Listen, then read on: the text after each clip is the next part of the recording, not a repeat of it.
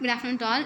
Okay, நம்ம last கிளாஸில் photosynthetic பிக்மெண்ட்னா என்ன, ஃபோட்டோசிந்தசிஸ் ப்ராசஸில் எத்தனை ஸ்டெப்ஸ் இருக்குது, எங்கெங்கே நடக்குது, அதோடைய சப்ஸ்டேட்டாக என்னென்ன இருக்குது, அதோடைய பை ப்ராடக்டாக எதெல்லாம் கிடைக்கிது, குளோரோபிளாஸ்டோடைய ஃபங்க்ஷன்ஸ் என்னென்ன அப்படின்றத பற்றி நம்ம லாஸ்ட் கிளாஸில் பார்த்தோம். ஓகே, இந்த கிளாஸில் இந்த ஃபோட்டோசிந்தசிஸ் ப்ராசஸை அஃபெக்ட் பண்ணக்கூடிய ஃபேக்டர்ஸ் என்னென்னன்றதை பற்றியும், மைட்டோகாண்ட்ரியா பற்றி அதோடைய ஸ்ட்ரக்சர் அதோடைய ஃபங்க்ஷன்ஸ் பற்றிலாம் இந்த கிளாஸில் பார்க்கலாம். ஃபோட்டோசிந்தசிஸ் அப்படின்னா என்னென்னு நம்ம ஆல்ரெடி படிச்சிட்டோம். இந்த ஃபோட்டோசிந்தசிஸ் ப்ராசஸை அஃபெக்ட் பண்ணக்கூடிய ஃபேக்டர்ஸாக ரெண்டு இருக்குது. ஒன்று வந்து இன்டர்னல் ஃபேக்டர்ஸ், இன்னொன்று எக்ஸ்டர்னல் ஃபேக்டர்ஸ். இன்டர்னல் எக்ஸ்டர்னல் இந்த வேர்ல்ட்லேயே அதுக்கான மீனிங் உனக்கு புரியும். இன்டர்னல் ஃபேக்டர்ஸ் வரும்போது பிளான்ட்டுக்குள்ளே இருக்கிற ஃபேக்டர்ஸ் இன்டர்னல் ஃபேக்டர்ஸ், எக்ஸ்டர்னல் வரும்போது பிளான்ட்டை சரௌண்ட் பண்ணிக்கிற ஃபேக்டர்ஸ் என்வாமெண்டல் ஃபேக்டர்ஸ் எக்ஸ்டர்னல் ஃபேக்டர்ஸாக இருக்கும். இன்டர்னல் ஃபேக்டர்ஸில் pigment, leaf age, accumulation of carbohydrate, hormones, இப்படி 4 ஃபேக்டர்ஸ் இருக்குது. பிக்மெண்ட் அப்படின்னு உனக்கு தெரியும் இல்லையா, கலரேஷனுக்கு ரெஸ்பான்சிபிளாக இருக்கிற காம்போனன்ட் தான் பிக்மெண்ட்டாக இருக்கும். ஃபார் எக்ஸாம்பிள் நம்ம பிளாஸ்டிட்ஸ் படித்தோம் இல்லையா லாஸ்ட் கிளாஸில். பிளாஸ்டிட்ஸ் வரும்போது டபுள் மெம்பரேன் பவுண்டட் ஆர்கனலாக இருக்கும். அதுக்குள்ளே இருக்கிற பிக்மெண்ட்டை பேஸ் பண்ணி அது வந்து குளோரோபிளாஸ்ட், குரோமோபிளாஸ்ட், லியூகோபிளாஸ்ட்லாம் கிளாஸிஃபை பண்ணலாம் அப்படின்னு பார்த்தோம் இல்லையா. ஓகே, இப்போது குளோரோபிளாஸ்ட் அப்படின்னா க்ரீன் கலர் பிக்மெண்ட் இருக்குன்னா குளோரோபிளாஸ்ட்டு, கலர்ஃபுல் பிக்மெண்ட் இருந்துச்சுன்னா குரோமோபிளாஸ்ட், கலர்லெஸ்ஸாக இருக்குன்னா அது லியூகோபிளாஸ்ட் ஸ்டோரேஜ் ரோலை ப்ளே பண்ணும் அப்படிலாம் பார்த்தோம் இல்லையா. ஓகே, நமக்கு பிக்மெண்ட்னு வரும்போது ஃபோட்டோசிந்தசிஸோட கார்லேட் பண்ணி பார்க்குறச்ச டெஃபினட்டாக அது குளோரோஃபில்லை தான் இண்டிகேட் பண்ணுற பிக்மெண்ட்டாக இருக்கும். ஓகே, நமக்கு இந்த பிக்மெண்ட்டோடைய ஃபார்மேஷன், பிக்மெண்ட்டோடைய அமௌண்ட்டு எல்லா ஸ்டேஜஸ்லேயும் ஒரு பிளான்ட்டுக்குள்ளே பிளான்ட் ஆர்கன்ஸ்குள்ளே நார்மலாக இருக்கும் அப்படின்னா டெஃபினட்டாக கிடையாது. ஒரு ஆப்டிமம் ஏஜில் ஆப்டிமம் சைஸ் ஆஃப் லீஃபில் நமக்கு optimum amount of chlorophyll pigment இருக்கும். ஃபார் எக்ஸாம்பிள், நம்ம ஒரு மேங்கோ சாப்பிட்டுட்டு அதோடைய டேஸ்ட்டு நமக்கு பிடிச்சிருக்குன்னா நம்ம அதை நட்டு வளர்க்க ஆசைப்படுவோம் இல்லையா. அதுவும் வளர்ந்து வரும். குட்டியாக அது வளர்ந்து வரும்போது அதில் இருக்கிற லீஃப் எல்லாமே ஒரு மாமரத்தில் இருக்கிற லீஃப்க்கு ஈக்குவலாக இருக்குமா, same colour of leaf rise ஆகும் அப்படின்னா டெஃபினட்டாக கிடையாது. நமக்கு ஒரு மாதிரி பர்பிள் கலரில் ரெட்டிஷாக லீஃப் இருக்கும் இல்லையா.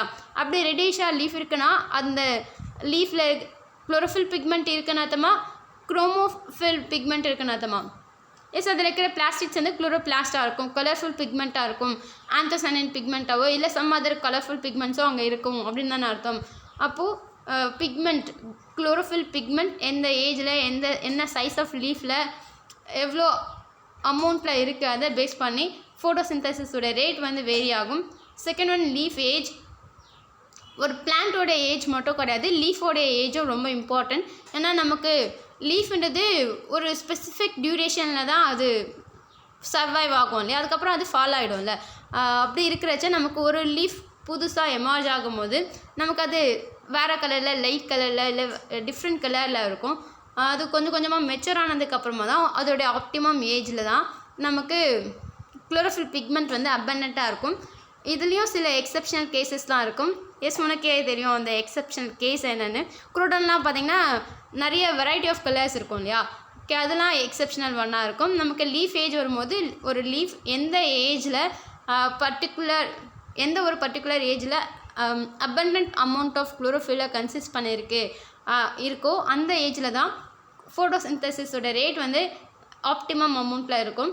தேர்ட் ஒன் வந்து அக்குமுலேஷன் ஆஃப் கார்போஹைட்ரேட். நம்ம லாஸ்ட் கிளாஸில் ஃபோட்டோசிந்தசிஸ் வரும்போது அதில் வந்து லைட் ரியாக்ஷன், டார்க் ரியாக்ஷன் ரெண்டு இருக்குன்னு பார்த்தோம் இல்லையா.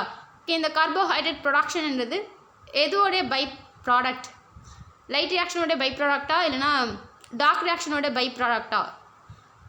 அஃப்கோர்ஸ் நமக்கு டார்க் ரியாக்ஷனோட ரிசல்ட்டில் கிடைக்கிற என் ப்ராடக்ட் தான் கார்போஹைட்ரேட் இல்லையா. உனக்கே நல்லா தெரியும், எந்த ஒரு ஃபேக்ட்ரியாக இருந்தாலும் ஏதோ ஒரு காம்போனண்ட்டை ப்ரொடியூஸ் பண்ணுவாங்க, ப்ரொடியூஸ் பண்ணுற காம்போனண்ட்டை செல் பண்ணுவாங்க. இந்த ப்ரொடக்ஷனும் செல்லிங்கும் மோரலெஸ் ஈக்குவலாகவோ இல்லை மோரலெஸ் ஈக்குவலாக இருக்கும் அப்படின்னு வச்சுக்கோ. சப்போஸ் ஏதோ ஒரு காஸ்ட்னால ப்ராடக்டெல்லாம் செல் ஆகாமல் அந்த ஃபேக்ட்ரியிலே கொஞ்சம் கொஞ்சமாக அக்குமுலேட் ஆகிட்டே வருது, ஸ்டோர் ஆகிட்டே வருது அப்படின்னா ஃபர்தராக அந்த ப்ரொடக்ஷன் நடக்குமா நடக்காதா? டெஃபினட்டாக நடக்காது. ஸ்டாப் பண்ணி வச்சுருப்பாங்க இல்லையா. ப்ரொடியூஸ் பண்ண அந்த ப்ராடக்ட் எல்லாத்தையும் செல் பண்ணதுக்கப்புறமா தான் ஃபர்தராக நியூ ப்ராடக்டை அவங்க ப்ரொடியூஸ் பண்ணுவாங்கல்ல. அதே போல் லாஜிக் தான் இங்கேயும். நமக்கு ஒரு குளோரோபிளாஸ்ட் ப்ரொடியூஸ் பண்ணுற கார்போஹைட்ரேட் அந்த செல் இல்லை அந்த ஆர்கானிசம் யூட்டிலைஸ் பண்ணிக்கணும். அப்படி யூட்டிலைஸ் பண்ணாமல் ஏதோ ஒரு காசுனால அக்குமுலேட் ஆகிட்டே வருது அப்படின்னா அங்கே வந்து ஃபோட்டோசிந்தசிஸ் வந்து ஸ்டாப் ஆகும். அதுதான் இந்த அக்குமுலேஷன் ஆஃப் கார்போஹைட்ரேட்டில் சொல்லியிருப்பாங்க. Last one hormones. இதை பற்றி உனக்கு சொல்லவே தேவையில்ல. ஏன்னா எல்லா ஒரு லிவிங் ஆர்கானிசம் இருக்குது அப்படின்னா கண்டிப்பாக அதில் நிறைய மெட்டபாலிக் ஆக்டிவிட்டீஸ் இருக்கும். எல்லா ஏஜ்லேயும் எல்லா ஸ்டேஜ்லேயும் எல்லா செல்லுக்குள்ளேயும் எல்லா ஆர்கனுக்குள்ளேயும் அந்த மெட்டபாலிக் ஆக்டிவிட்டீஸ் இருக்கும். அந்த மெட்டபாலிக் ஆக்டிவிட்டீஸ்க்கு ரெஸ்பான்சிபிளாக இருக்கிற ஒரு கேட்டலிஸ்ட்டாக ஹார்மோன்ஸ் ஆக்ட் ஆகும். மெட்டபாலிக் ஆக்டிவிட்டீஸை ஸ்டிமுலேட் பண்ணுற அதை கரெக்டாக லீட் பண்ணக்கூடிய ஒரு ஆர்கானிக் சப்ஸ்டான்சஸாக இந்த ஹார்மோன்ஸ் இருக்கும். இந்த ஹார்மோன்ஸோட செக்ரீஷன்ஸை பேஸ் பண்ணியும் ஃபோட்டோசிந்தசிஸ் ரோல் நடக்கும். எஸ் அஃப்கோர்ஸ் உனக்கு டார்க் ரியாக்ஷன் அப்போவே நம்ம பார்த்தோம் இல்லையா, ஸ்டோமாவில் வந்து ஃபோட்டோசிந்தசிஸ்க்கு தேவையான என்சைம்ஸ்லாம் இருக்கும் அப்படின்லாம் பார்த்தோம் இல்லையா. என்சைம்ஸ் ஹார்மோன்ஸ் எல்லாமே ஆர்கானிக் சப்ஸ்டான்சஸாக இருக்கும். இது எல்லாமே மெட்டபாலிக் ஆக்டிவிட்டீஸை கண்ட்ரோல் பண்ணுற லீட் பண்ணுற ஃபேக்டர்ஸாக ஆக்ட் ஆகும். இந்த pigment, leaf age, accumulation of carbohydrates and hormones இது எல்லாமே ஃபோட்டோசிந்தசிஸை எஃபெக்ட் பண்ணக்கூடிய இன்டர்னல் ஃபேக்டர்ஸாக ஆக்ட் ஆகும். Second one external factors.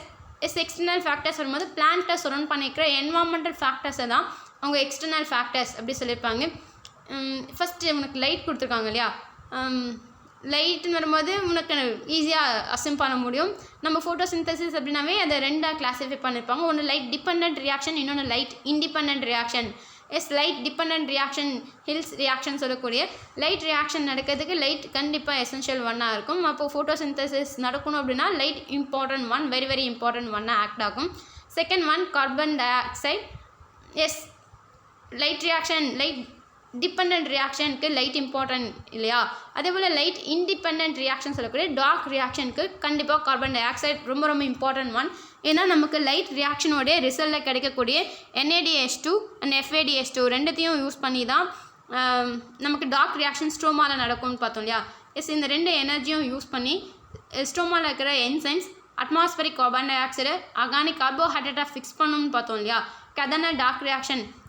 அப்போது டார்க் ரியாக்ஷன் அப்போது கார்போஹைட்ரேட் சிந்தசைஸ் ஆகணும் அப்படின்னா டெஃபினட்டாக ஒரு specific amount of carbon dioxide அட்மாஸ்பியரில் இருக்கணும், என்வாமெண்ட்டில் இருக்கணும். இதுவும் ஃபோட்டோசிந்தசிஸ் அஃபெக்ட் பண்ணக்கூடிய ஃபேக்டராக இருக்கும். Third one temperature.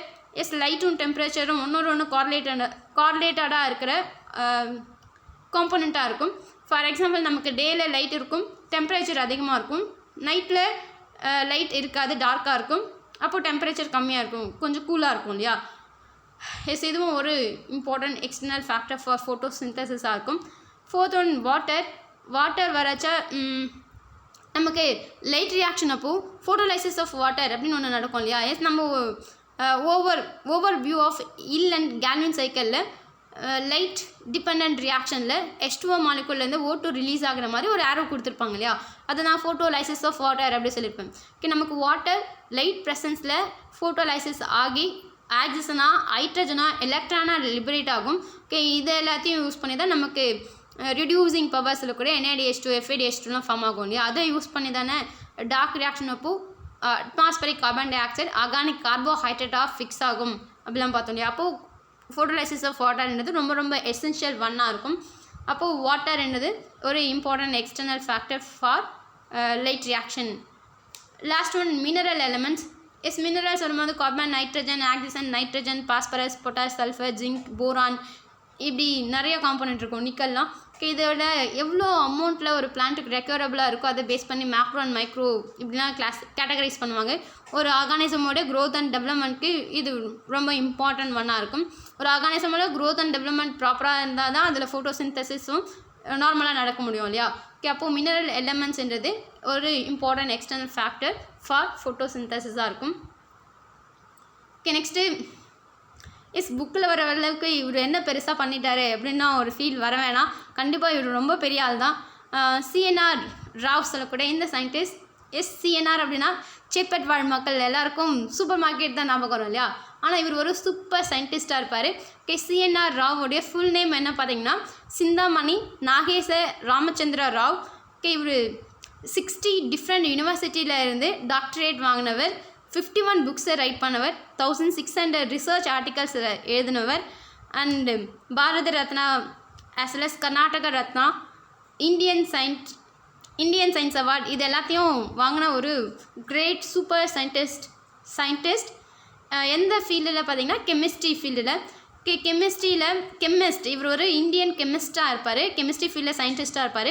Especially solid state chemistry and structural chemistry இந்த 2 பிரான்ச்லேயும் சயின்டிஸ்ட்டாக இருக்கிற கெமிஸ்ட் தான் இந்த சிஎன்ஆர் ராஸ் சொல்லக்கூடிய சயின்டிஸ்ட். இவரை பற்றி ஏன் பயாலஜியில் படிக்கணும் அப்படின்னு ஒன்று ஃபீல் வரலாம். ஆர்டிஃபிஷியல் ஃபோட்டோசிந்தசிஸ் மெத்தட் மூலமாக ரினியூவபிள் எனர்ஜியை ப்ரொடியூஸ் பண்ண சயின்டிஸ்ட். அதாவது சன்லைட்டை யூஸ் பண்ணி ஆர்டிஃபிஷியல் மேனரில் ஃபோட்டோசிந்தசிஸ் மூலமாக ரினியூவபிள் எனர்ஜியை ப்ரொடியூஸ் பண்ண சயின்டிஸ்ட் தான் இந்த சிஎன்ஆர் ராஸ் சொல்லக்கூடிய Chintamani Nageshwar Ramachandra Rao chemist, Indian chemist. இந்த ப்ராசஸ்க்காக இந்த மெத்தட்காக இவருக்கு பாரத் ரத்னா அவார்டு 2013 கொடுத்துருப்பாங்க. எப்படி இதை ப்ரொடியூஸ் பண்ணார், இந்த ரினியூவபிள் எனர்ஜியை ப்ரொடியூஸ் பண்ணாருன்னா ஹைட்ரஜன் ஃபியூலை ப்ரொடியூஸ் பண்ணியிருப்பார். எப்படி இதை ப்ரொடியூஸ் பண்ணியிருப்பார் அப்படின்னா சன்லைட் ப்ரெசன்ஸில் ஏரில் இருக்கக்கூடிய வாட்டர் வேப்பரில் இருக்கக்கூடிய ஹைட்ரஜனை ட்ராப் பண்ணி செமி கண்டக்டர் மூலமா ட்ராப் பண்ணி அதுலேருந்து ஹைட்ரஜன் கேஸை ப்ரொடியூஸ் பண்ண ஒரு சூப்பர் சயின்டிஸ்ட் தான் இந்த சிஎன்ஆர் ராவ் சொல்லக்கூடிய சயின்டிஸ்ட். அதுக்காக தான் இவருக்கு 2013 பாரத் ரத்னா அவார்ட் பண்ணியிருப்பாங்க. நெக்ஸ்ட்டு நம்ம மைட்டோகாண்ட்ரியாவோட ஸ்ட்ரக்சர் பற்றி பார்க்கலாம். நம்ம இதுக்கு முன்னாடி குளோரோபிளாஸ்ட் படித்தோம் இல்லையா, குளோரோபிளாஸ்ட் அண்ட் பிளாஸ்டிக்ஸ் பற்றி படித்தோம். குளோரோபிளாஸ்ட்ன்றது ஒரு டைப் ஆஃப் பிளாஸ்டிட் இல்லையா, அது சைட்டோபிளாஸ்மில் இருக்கிற ஒரு ஆர்கனல் பார்த்தோம் இல்லையா. அதே போல் சைட்டோபிளாஸ்மிக் ஆர்கனலாக இருக்கக்கூடிய இன்னொரு ஆர்கனல் தான் இந்த மைட்டோகாண்ட்ரியா. நமக்கு பிளாஸ்டிக்ஸ் படிக்கும்போது அது என்ன ஷேப்பில் இருக்குன்னு பார்த்தோம்.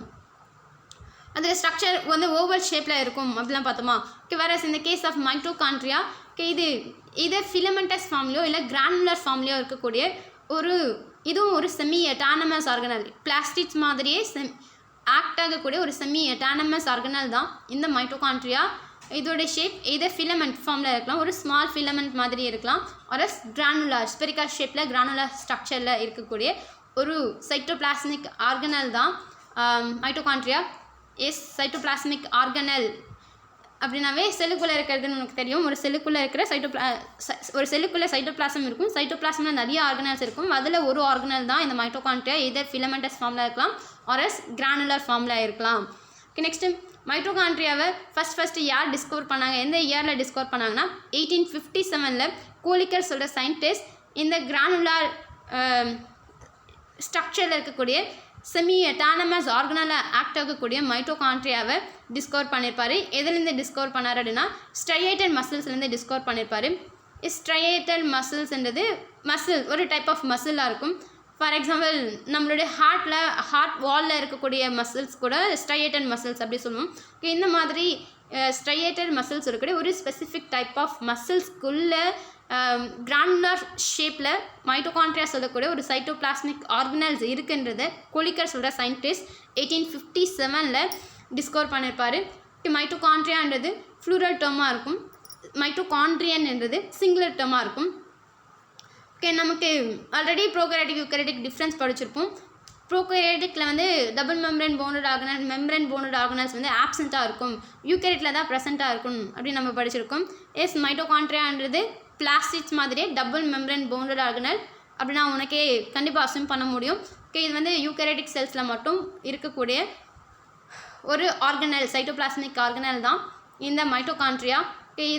இதோடைய ரோல் என்ன அப்படின்னா அடினோசின் ட்ரையோஸ் பாஸ்பேட் ATP சொல்லக்கூடிய அடினோசின் ட்ரையோஸ் பாஸ்பேட்டை ப்ரொடியூஸ் பண்ணுற ஒரு ஆர்கனலாக ஆக்ட் ஆகிறது தான் இந்த மைட்டோகாண்ட்ரியா.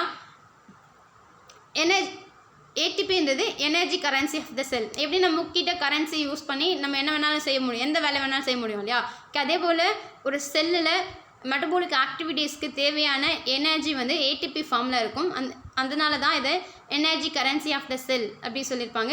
இந்த energy currency of the cell சொல்லக்கூடிய ATP சொல்லக்கூடிய அடினோசின் ட்ரையோஸ் பாஸ்பேட்டை ப்ரொடியூஸ் பண்ணக்கூடிய ஆர்கனலாக ஆக்ட் ஆகிறது தான் இந்த மைட்டோகாண்ட்ரியாவாக இருக்கும். மைட்டோகாண்ட்ரியன்ன்றது அதோடைய சிங்குலர் டேர்மாக இருக்கும். இதனால தான் இந்த மைட்டோகாண்ட்ரியாவை powerhouse of the cell, energy power station அப்படின்னா எனர்ஜி ப்ரொடியூஸ் பண்ணுற ஸ்டேஷன் இல்லையா. நமக்கு ஒரு செல்லில் நடக்கக்கூடிய மெட்டபாலிக் ஆக்டிவிட்டீஸ்க்கு தேவையான எனர்ஜியை சிந்தசிஸ் பண்ணுற சைட்டாக ஆக்ட் ஆகிறது இந்த மைட்டோகாண்ட்ரியா. ATP ஜென்ரேட் பண்ணுறதுனால இந்த மைட்டோகாண்ட்ரியாவை powerhouse of the cell அப்படின்னு டேர்ம் பண்ணியிருப்பாங்க.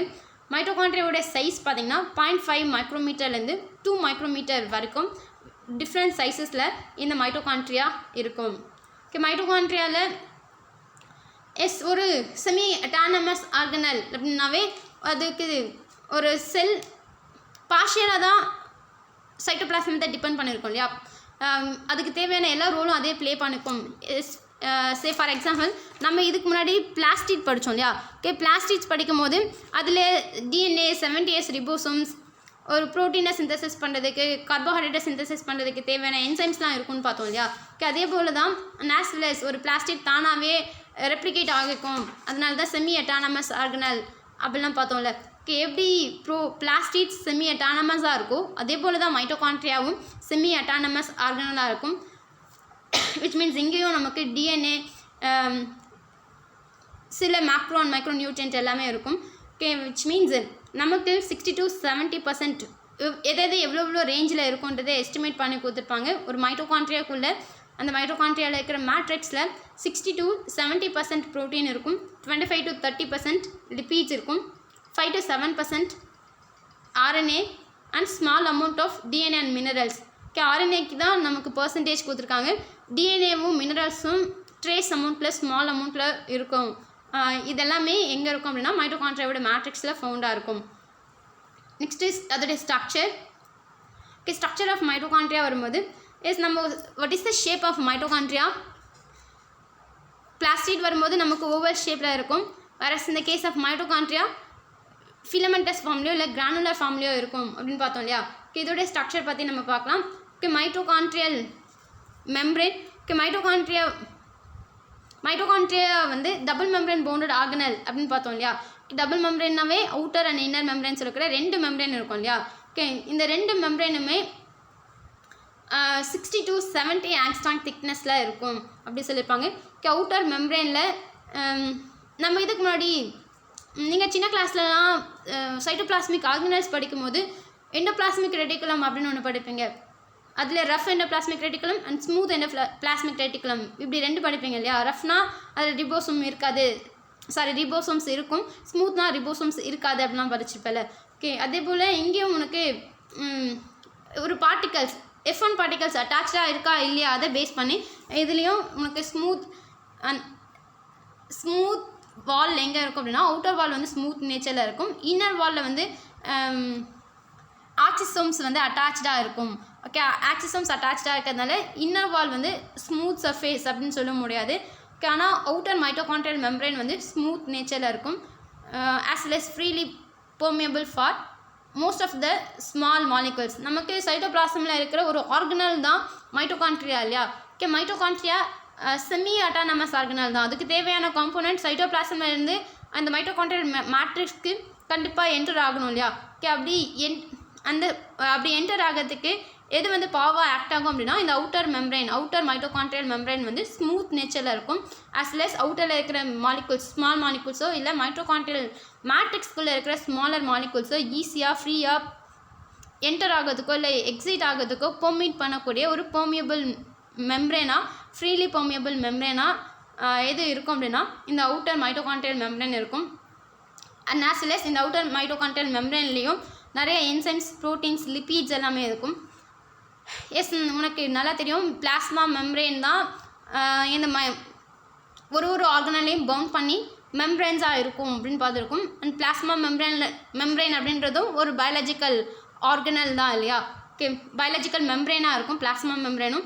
ஓகே, பயாலஜிக்கல் ஆர்கானிசமில் இருக்கக்கூடிய ஒரு ஸ்ட்ரக்சர்னு வரும்போது கண்டிப்பாக அதில் ப்ரோட்டீன் லிப்பீட் என்சைம்ஸ் எல்லாமே இருக்கும். ஓகே, இங்கேயும் நமக்கு அவுட்டர் மெம்ப்ரேன் ஆஃப் மைட்டோகாண்ட்ரியாலையும் சில என்சைம்ஸ் ப்ரோட்டீன்ஸ் அண்ட் லிப்பீட்ஸ் இருக்கும். ஓகே, இதில் வந்து நம்ம பார்த்தோம் இல்லையா அவுட்டர் மெம்ப்ரேன் வந்து ஃப்ரீலி பெர்மியபிள் மெம்ப்ரேனாக இருக்குது அப்படின்னு பார்த்தோம் இல்லையா. ஓகே, ஏன் இது வந்து ஃப்ரீலி பெர்மியபிளாக இருக்குது அப்படின்னா இதில் வந்து போரின் மாலிகுல்ஸ் கூட ஒரு ப்ரோட்டீனேஷியஸ் சைட்ஸ் இருக்கும். ஓகே, அந்த ப்ரோட்டீனேஷியஸ் சைட்ஸ் வழியாக தான் ஒரு மாலிகுல் மைட்டோகாண்ட்ரியா விட்டு வெளியே எக்ஸிட் ஆகிறதுக்கோ இல்லை மைட்டோகாண்ட்ரியாக்குள்ளே என்டர் ஆகிறதுக்கோ எது வழியாக நடக்கும் அப்படின்னா இந்த போரின் மாலிகுல்ஸ் வழியாக தான் நடக்கும். போரின் மாலிகுல்ஸ் என்னது ஒரு ப்ரோட்டீன் சைட்ஸாக இருக்கும், ஒரு ப்ரோட்டீனேஷியஸ் ஸ்ட்ரக்சர். ஓகே, இந்த ப்ரோட்டீனேஷியஸ் ஸ்ட்ரக்சர் வழியாக தான் ஒரு ஸ்மாலர் சைஸில் இருக்கக்கூடிய மாலிகுல்ஸ் மைட்டோகாண்ட்ரியாக்குள்ளே என்டர் ஆகிறதுக்கோ இல்லை மைட்டோகாண்ட்ரியா விட்டு எக்ஸிட் ஆகிறதுக்கோ பாவாக ஆக்ட் ஆகக்கூடிய சைட் தான் இந்த போரின் மாலிகுல்ஸ். ப்ரோட்டீனேஷியஸ் நேச்சரில் இருக்கும்.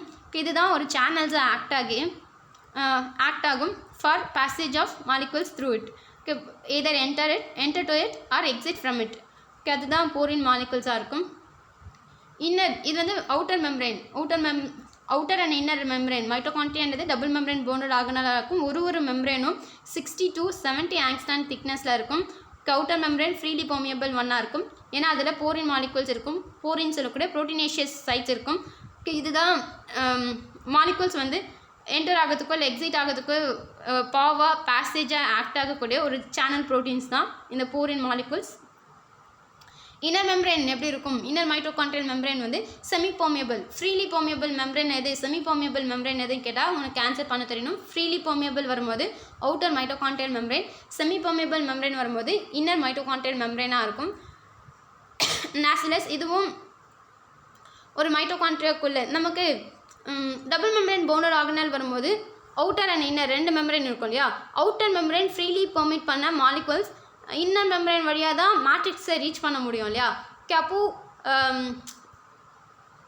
அவுட்டர் மெம்ப்ரெயினுக்கும் இன்னர் மெம்ப்ரெயினுக்கும் இன்பிட்வீனில் இருக்கக்கூடிய மாலிகுல்ஸை மேட்ரிக்ஸ்குள்ளே என்டர் பண்ணுறதுக்கான ஒரு பேசேஜாக பாவாக ஆக்ட் ஆகிறது, ரெகுலேட் பண்ணுறது எதுனா இந்த இன்னர் மைட்டோகாண்ட்ரியல் மெம்ப்ரெயினாக இருக்கும்.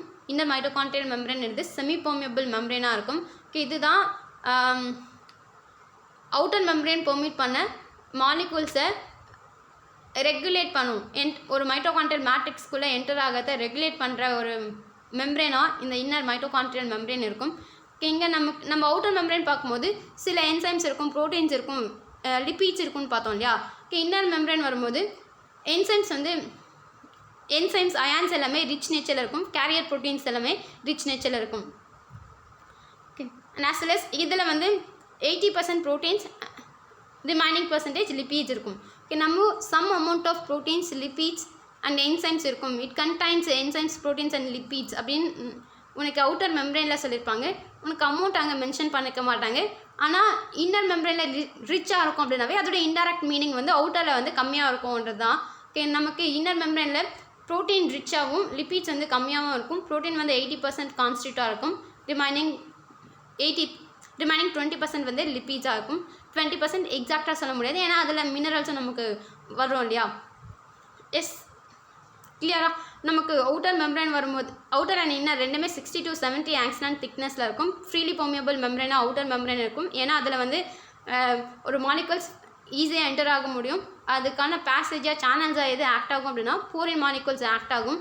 Inner mitochondrial membrane semi permeable மெம்ப்ரெயினாக இருக்கும்.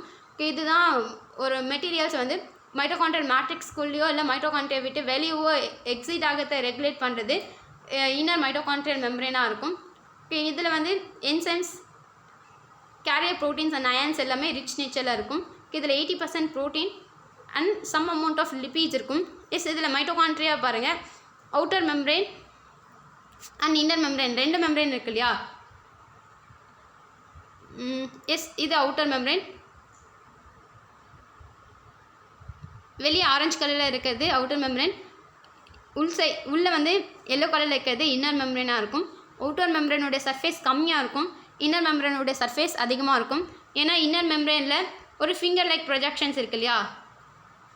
எஸ் இந்த ஃபிங்கர் லைக் ப்ரொஜெக்ஷன்ஸ் இருக்கிறதுனால சர்ஃபேஸ் ஏரியா வந்து அவுட்டர் மெம்ப்ரெயினோட கம்பேர் பண்ணுறச்ச இன்னர் மெம்ப்ரெயினில் அதிகமாக இருக்கும், எக்ஸ்டென்சிவ் மேனரில் இருக்கும்.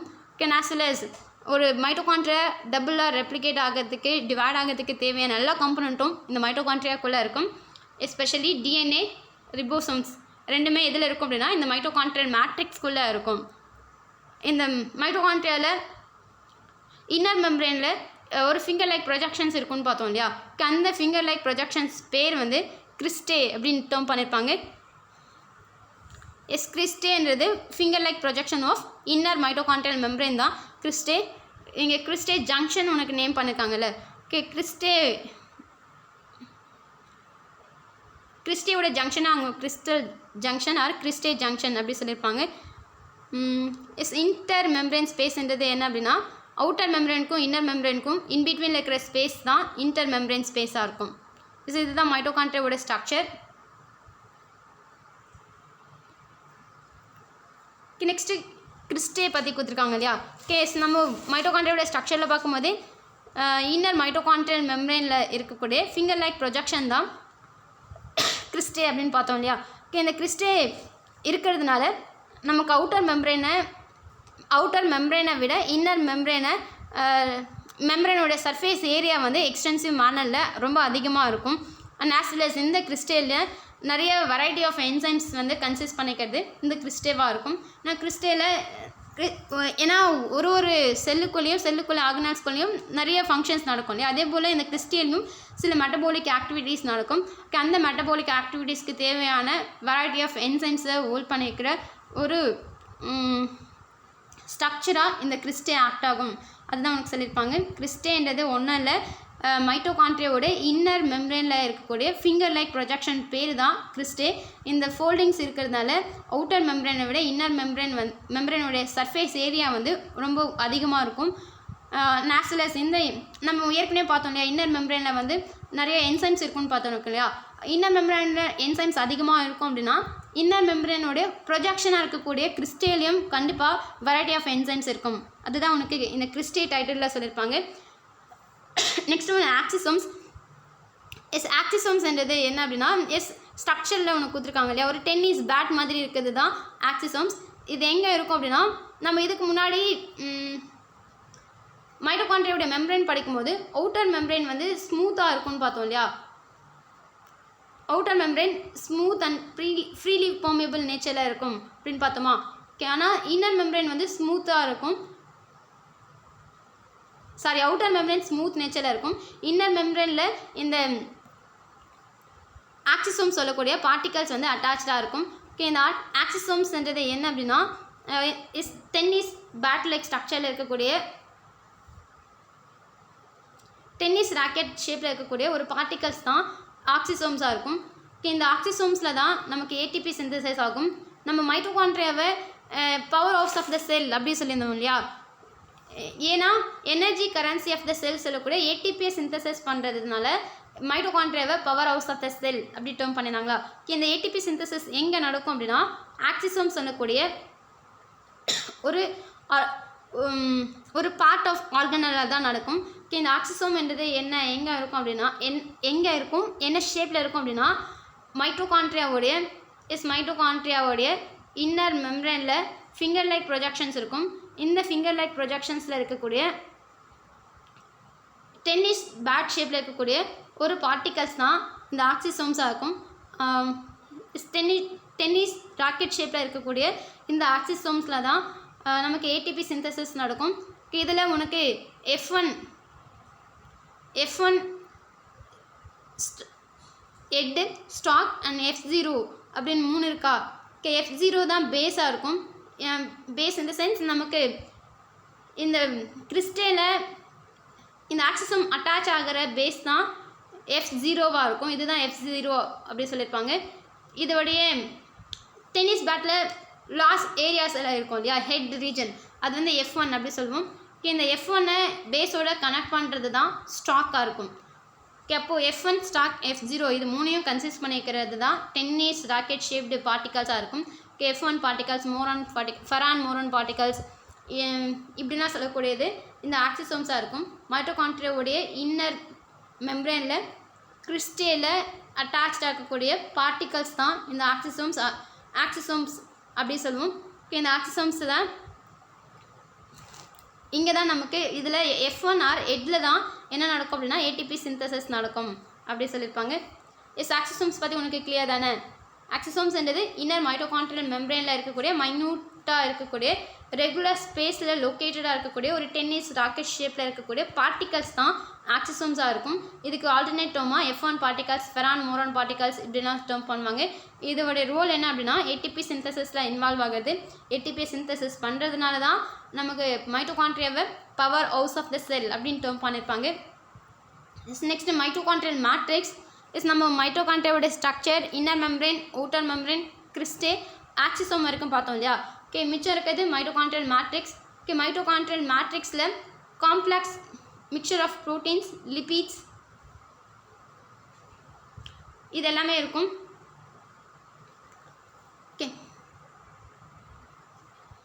Complex mixture of proteins lipids இருக்கும். ஆஸ் வெல் அஸ் மேட்ரிக்ஸில் வேறு என்னென்ன இருக்கும் அப்படின்னா நமக்கு ரெஸ்பிரேஷன் ப்ராசஸில் ஒரு இம்பார்ட்டன்ட் சைக்கிள் க்ரெப்ஸ் சைக்கிளாக இருக்கும்.